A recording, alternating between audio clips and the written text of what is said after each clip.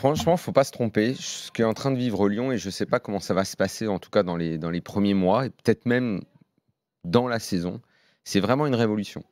Moi, je crois effectivement à ce que dit Jean-Michel Aulas. Il ne serait pas allé chercher Juninho et un entraîneur que personne ne connaît et qui a aussi peu d'expérience. Il n'aurait pas fait tout ça si ces décisions ne s'accompagnaient pas d'une autre, peut-être plus importante, à savoir sa mise en retrait. Il a laissé Juninho choisir l'entraîneur. Je pense que Jean-Michel Aulas ne connaissait même pas Silvinho, il ne savait même pas qu'il pouvait ou qu'il avait envie d'entraîner. Il a fait confiance à Juninho. C'est un énorme risque dans le fonctionnement historique du club. J'ai souvent réclamé, moi, ces dernières années, derniers mois, cette mise en retrait parce qu'il fallait que le club évolue. Parce que Lyon, en fait, aurait pu continuer à faire ce qu'il fait depuis très longtemps, briller en Ligue 1,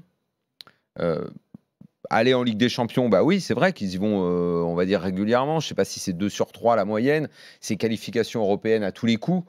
Mais alors, cette stat, il faut se méfier parce que dedans, tu as aussi des Europa League ou des Ligues des Champions qui se sont très mal passées ou des tours préliminaires d'Europa League. Enfin, et surtout sur les dernières années, il y avait eu 2-3 événements qui, au niveau européen, avaient montré quand même qu'on était plutôt sur une pente descendante en dehors de l'année dernière où la qualification pour les huitièmes de finale était quelque chose de positif. Mais sur le fonctionnement depuis 2010, il y avait beaucoup de choses quand même qui étaient à revoir. Et moi, il me semblait que les résultats, peut-être bruts pris comme ça d'un coup, semblaient pas moins bons, mais si on les analysait, franchement, c'était moins bon.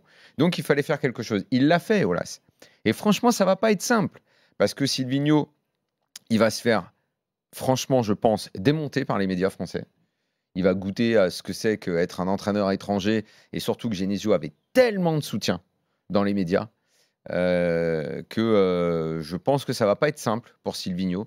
Le moindre faux pas, et déjà dans cette préparation, on a commencé à dire ouais, c'était bien la peine de virer Genesio, c'était bien la peine de cela. Il avait beaucoup de journalistes amis, Genesio, qui m'ont pas manqué de repérer les moindres faux pas de Silvinho. Heureusement pour lui, il y a Juninho qui va lui servir un petit peu de paratonnerre, et parce que comme lui est effectivement est là, c'est là que là ça a été malin.